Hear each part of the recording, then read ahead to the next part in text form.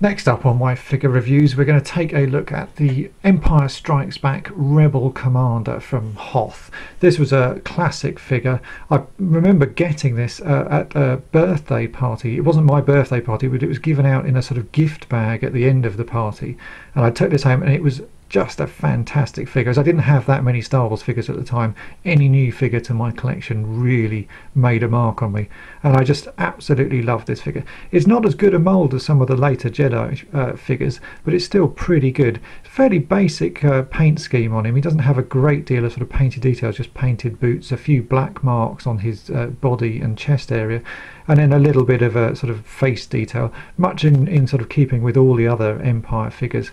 He does have a fantastic moustache though. That's one slight drawback to him actually, is that with the Hoth figures you can't really army build them because they all look the same. You know, and I think it's the moustache that does this. It just makes him look like there's loads and loads of the same figures, unlike stormtroopers and imperial officers and that.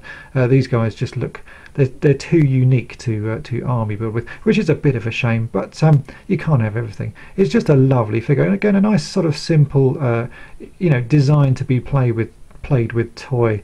The cloth sort of scarf that's attached to his head is a little bit annoying because it means that you can't rotate the head one way. It sort of looks a bit strange if he's sort of sticking it over the back, but that's a really sort of a minor niggle on my part. I think as a kid I had a couple of these and I ended up cutting the scarf away on one of them to try and make him look a little bit more unique, but unfortunately you can't really do that with the moustache.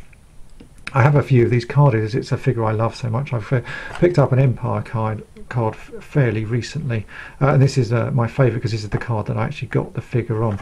It's a 41 back card, so it has a lot of these sort of Hoth diorama type stuff at the bottom, which is great, and all the new Empire figures on the back of it. I've also got him on a couple of Jedi cards as well, just because it's a figure I love. I thought I'd pick up a few of them. Here he is on a unpunched Jedi card, and this is the 77 back, so fairly common card, but if you love this figure it's always worth picking up a few of them.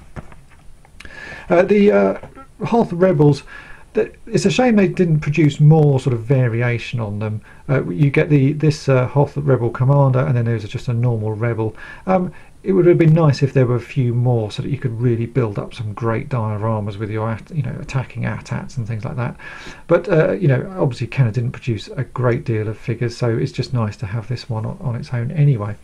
As I said, it's a fantastic figure, lovely sculpt. Really, the sort of cross-hatching and stuff on his legs is a fairly primitive way of doing sort of sculpting, but it actually looks pretty good, you know, and it really does convey the sort of the well, you know, the thick fabric used in the clothes to keep them warm. So it's a, you know, nice amount of detail, nice backpack on the back there. So great little figure, and for me another favourite just because it brings back some great childhood memories.